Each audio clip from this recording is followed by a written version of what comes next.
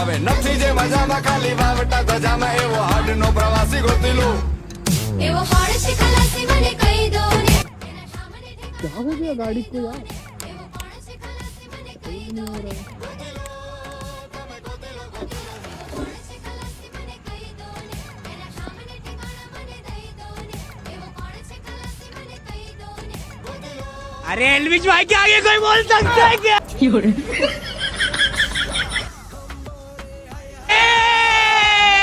एलविश भाई